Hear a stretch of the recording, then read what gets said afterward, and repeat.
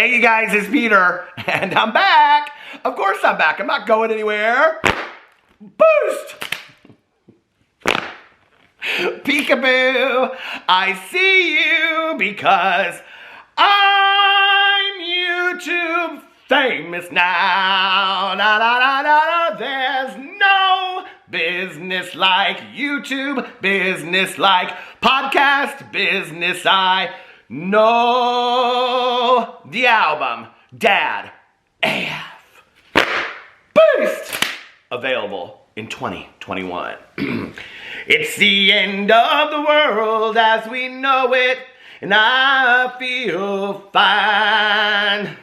It's the end of the world because Trisha Paytas canceled everyone.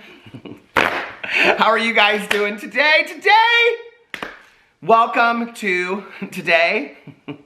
Welcome to today. That's it. And I'll see you guys tomorrow. Bye. No. Today we have so much drama to talk about. I'm so excited. We're going to talk about Trisha Paytas canceling everybody. First, I thought we would talk about, I have to tell you, I had to start this video over, and the reason why, this is so funny. The reason I started the video over was because when I sang that little part, you know, there's no business like YouTube. I was like off note, and I was like, oh no, I'm off note. I have to start that video over. God forbid. The singer extraordinaire was off note. Let me put on some lip gloss. Anyway, today we're going to talk about Trisha Paytas and how she has apparently canceled everybody. I watched this podcast that she did called BFFs. It's with Dave Portnoy and Josh Richards, who I have never heard of before I watched. Apparently, they're internet personalities of true fame, but I had never heard of them before. And what is so funny is when you're watching their podcast, they're talking about Trisha Paytas doing Frenemies with H3, Ethan Klein, and this Dave Portnoy acts like he has no clue who Ethan Klein is. He also acts like he has no clue who these other people are, and he comes, and listen, okay, y'all know I know that I'm not YouTube famous, okay? I know, you guys, I love when people leave me comments and they're like, you do realize you're not YouTube famous, right? Really? Yeah, I get it, okay?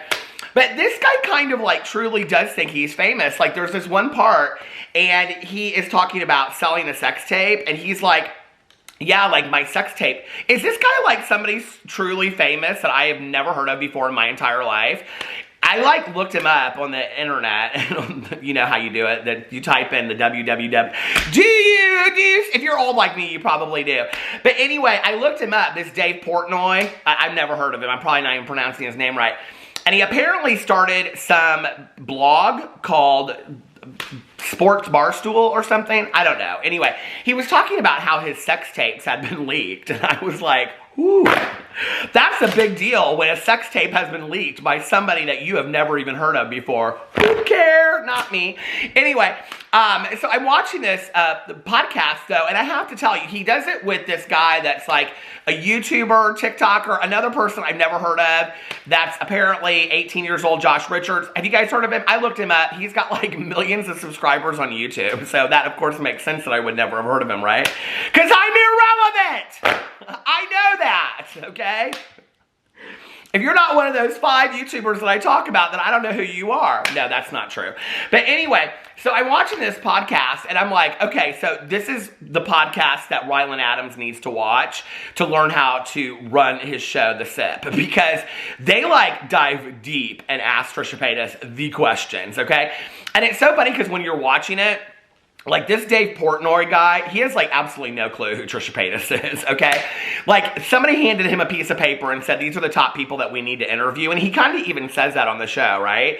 Because he has no clue who she is. He's like asking stuff about like her history, and like, he was like, oh, and did you get famous because you dated Jason Nash? And she's like, no. And she's like, actually, I got famous because I did a lot of videos with Shane Dawson. And anyway, and she talks about being on America's Got Talent, and then, you know, all this kind of stuff.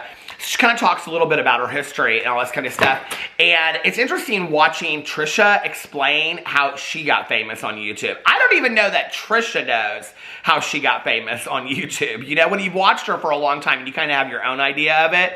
And she's like, well, people think I troll, and sometimes I do, but I don't. I don't know. She goes into this whole thing and explaining how some of it's trolling and some of it's not. And he asks her about, like, he goes through and asks her about all of these, like, I was looking at my notes, but my notes don't have that on there. But he goes through and he asks her, like, about all of the specific scandals that she's had. And which ones that she would, like, if she could, like, let go of and, you know, come back and, take it back, she would take it back. And she doesn't really take back any of them. She explains them. She explains, like, what's going on in those situations. But it's so interesting on the heels of her doing the Frenemies podcast. Now, I have to tell you what's interesting about this Frenemies podcast. You know, the one that Trisha Paytas said that she wasn't going to come back and ever do another episode with Ethan Klein, and that she hated their family and that she was done, and she made 10 videos about him. And then Ethan and his wife, they did an after Frenemies podcast that was 2 hours long, and they talked about Trisha and all that, and then a bunch of TikToks were made, and everybody was talking about this. Do you remember this? And I said it was all for drama, and people were like, no, it's not for drama at all. It's completely serious. Really? Okay, well, anyway, apparently Dr. Drew can save the world because he comes on this podcast, and he apparently made everything right again, and at the end of the podcast, Ethan Klein says to Trisha, he said, are we okay? And she's like, yeah, and I'm really sorry. I want to be part of your family. It was very nice. It really was. And they worked everything out. Apparently, and she says in there, I want to be part of your family. I want to be on the podcast, and I want to continue to make money. She says that. So, apparently, that's all important to her. Frenemies is going to continue. Now, I have to tell you, in the comment sections of the Frenemies podcast, what was interesting was people were really, really upset with Dr. Drew because they felt like he just kind of skated over everything that Ethan had to say and was only paying attention to Trisha Paytas, which I thought was, you know, interesting evaluation of it. I watched it at 2 times speed and skimmed a lot of it. I'm kind of like at the point where I could care less about this. I have really no interest in this Frenemies podcast anyway. But every time they post something, so many people ask me, and they're like, will you go cover it? And I'm like, okay, so I have to figure out what happened in this podcast because she's back, apparently. So Trisha Paytas is back on Frenemies. I was really surprised, honestly, in the comment section that there weren't more people that were calling it out and saying, I'm done with this. Like, you guys, like the fighting, the back and forth, whatever the issues are, okay? Whatever the issues are that Trisha has or Ethan has or whatever the things are that are going on, the fact that this is just like a very toxic and volatile podcast, and like they even got into it in this podcast. And so it's interesting to me how they think this is going to continue and they're not going to fight. Unless the fighting is part of the podcast and it's what part of people enjoy. I don't enjoy that. But in there, they also reference the fact that Trisha's going to go on this podcast, which is called BFFs with Dave Portnoy and Josh Richards. And so I went over and I watched this podcast. Ethan Klein has a lot to say about this Dave Portnoy guy. You can go watch in front of me saying you can hear what he has to say about it. He basically calls him a weirdo, okay, is what he says. So anyway, Dave Portnoy, he takes a lot of offense to this, and he actually addresses it and acts like he has no idea who Ethan Klein is, blah, blah, blah. I mean, if you have any idea on, okay, this is what's kind of confusing to me, is that this guy is doing this podcast over YouTubers, but like, and I know when I say this, people are going to be like, and you had no idea who Dave Portnoy is? No, I have no idea. Is he a sports person? I don't know. I don't do the sports, okay? I like to dance, and I like to sing and flip a fan, but no, I don't know who he is, and I could care less. But you know, he acts like he doesn't even know who some of like the biggest YouTubers are out there, which is really interesting to me that he's got this podcast now where they're covering YouTubers, but he doesn't know who these YouTubers are that he's even covering. And I have to say, I kind of live for it, honestly. And they actually asked Trisha some really hard questions on there, and I was impressed. I'm like, okay, this is how you do an interview with Trisha Paytas. Like, this is, and you know what is really crazy to me is I'm sitting there and I'm watching it, and I'm thinking to myself, now, Ethan Klein asks sort of the same kind of questions, and they blow up and have this huge fight, right? Which is maybe because of their dynamic and because she's dating his brother-in-law. Who knows? Maybe it's too personal over there, right? And everybody was like, well, Ryland and Trisha are too close, so of course Ryland's not going to ask her those questions. But then she gets on this podcast that has like 115,000 subscribers. Now, the video alone got 450,000 views or something like that, and it's been up for a couple days. But like, she answers all these questions, and she doesn't just answer these questions like, you're bothering me. Like, she, like, answers these questions. Like, I mean, it's a legit interview. Like, it's an interesting interview. Like, if you have any interest in Trisha Paytas whatsoever, go watch this interview. They did a fantastic job with this interview. I was really, really impressed with it. And I thought she was very courteous with them, too, and you could kind of tell, like, when they were getting into some areas that she wasn't comfortable talking about, she kind of set some boundaries and was kind of like, no, like, I'm not going to talk about that. I mean, she did a good job with the interview. I was really impressed. So that, when people want to say to me, like, oh, like, I pick favorites or whatever, no, this is the interview that Rylan Adams could have done with Trisha, but he wants to have this funny ha-ha, you know, podcast interview. And he missed his chance, okay? These people got 450,000 views on this interview. I mean, Rylan could have asked her all the questions, and she probably would have answered even more, right? Because she answered it with these complete strangers that she had no idea who they are. At one point in the podcast, she goes in, or they go in, and they say, we're going to read you a bunch of people, and you tell us canceled or not canceled, okay? So there's 10 or 11 names, 10 names that they ask her, okay? And she has to say canceled or not canceled. Well, what's interesting to me about this list, okay, is anybody that you probably think needs to be canceled, Trisha Paytas says they don't need to be canceled because they're not problematic, and she kind of makes excuses for them. She even says that. She's like, well, I think they had a rough childhood, so I kind of feel bad for them. She even says that, right? But anybody that you think shouldn't be canceled, Trisha Paytas cancels with quickness, okay? So starting off with Jeffree Star, Trisha Paytas cancels him right away, and they ask her why. And she is honest about each person, why she thinks they should be canceled or shouldn't be canceled. And she said because he called her fat this summer, and she references the trip in Las Vegas, and yada, yada, yada. What's interesting to me about this is that this is not the first time or the last time that this is going to come up, okay? Trisha Paytas keeps on talking about this, but do you remember at the time that this came out, Trisha said, Jeffree and I are friends, he didn't say that, blah, blah, blah. What switched for Trisha Paytas for her to believe that Jeffree Star didn't say that to now believing that he did say that is what I would like to know, okay? Where did Trisha believe that Jeffree Star was this diehard friend of hers, that he was really a good friend of hers, and now she doesn't have any alignment with him whatsoever? Is it because Jeffree didn't come out and stick up for Shane enough? Who knows, right? But that story goes a lot deeper and is a lot more interesting to me than anything else. That, like, people don't really ask that question a lot. Like, what happened? Like, you supported him and said, oh no, he wasn't talking about me, he didn't say that, blah, blah, blah. And now she's come back and said, yeah, cancel him, you know? So that was interesting to me. The next person she says is Addison Rae, the TikToker. She goes on to say that she is too big for her, she has too big of an ego, is what she says. Then she talks about the D'Amelio sisters. Now, you know Trisha Paytas has had this, like, huge back and forth with the D'Amelio sisters. She goes in and she explains it. She goes in and talks about the video that they did with their parents, you know, the family dinner with James Charles. She goes on forever about this Dixie D'Amelio not eating the what is it called? I can't. Every video that I talk about this, I don't get it right. The clam, the oyster. Hell, I just watched the video and she talked about it for 10 minutes. But anyway, whatever. And so they even ask her, this Dave Portnoy's like, well, would you have eaten it on camera? And she's like, well, I wouldn't have spit it out. And the people that told her that that was okay. She goes on and on and on. Then she talks about the video that Dixie D'Amelio did, the TikTok, to her saying inappropriate words 9 years ago. And she goes on and on and on. But then she says that they should not be canceled. And the reason why is because they have no personality and they have a small window of fame, basically about 5 years, and they better bank in on it as long as they can. Which, I'm going to be honest with you, I kind of agree with Trisha. I don't think the D'Amelios are going to be around for a long time. I think the D'Amelios, you look at a lot of these huge Viners that were around, okay, that thought it was going to go on forever, and they're not, you know? I think the D'Amelios need to be very, very smart about going forward, you know? And I think, like, this Hulu show that they're having coming out could make or break them. I mean, it could be after one season, it gets canceled. You're not going to get another reality show after you got one canceled, right? So they're going to have to make sure that that reality show is just aces. Do I think that they could be very successful with that? Sure. Do I think they could be, like, you know, it's interesting to me because when you watch the D'Amelios with their parents, it's so obvious that their dad wants this fame for them so bad, well, for himself too. And I don't blame him, you know, whatever. I mean, if I was in the same situation, I might feel the same way. I get it, right? But it's like, be very careful of that too, you know? I'll be interested to see with this reality show what happens with them, but She's like, they don't have personalities. They can't turn into actors. I really do not see Charlie or Dixie D'Amelio winning an Academy Award. I don't. But then she goes back and says Addison Rae does have the possibility to be an actress, to be in TV shows, and whatever. She doesn't say that, but she's like, I can see her being an actress. So that's what she says the difference is between them. Then James Charles comes up, of course, and she says, cancel him because he's a pesticide. That's what she calls him, a pesticide.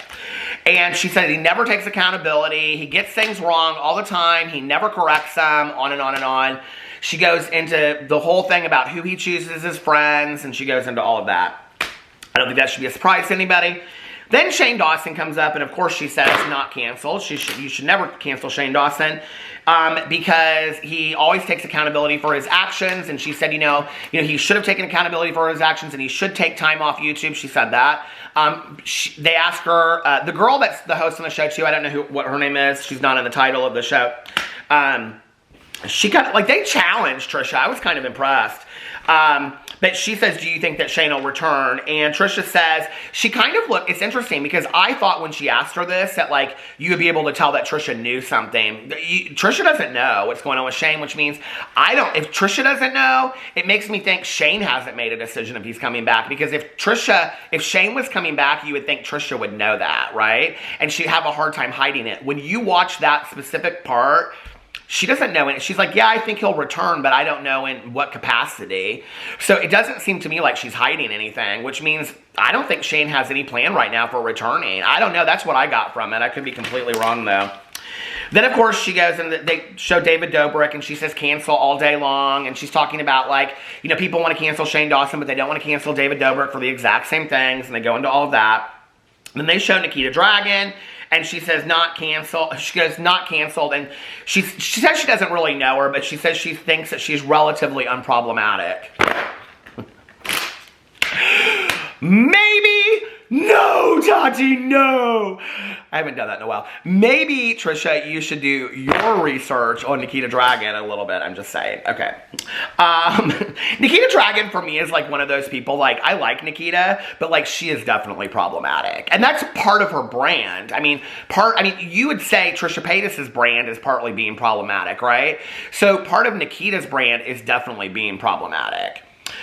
She goes on, talks about Tana Mojo, and says that she should not be canceled, and she feels bad for her because of her childhood and all this kind of stuff. Now, what's interesting to me about Tana Mojo not being canceled is that she goes in on these D'Amelio sisters, especially Dixie D'Amelio, and talks about Dixie D'Amelio doing this dance to her saying the words that we don't say from 9 years ago, okay, and how in today's climate that was like such a bad look, right?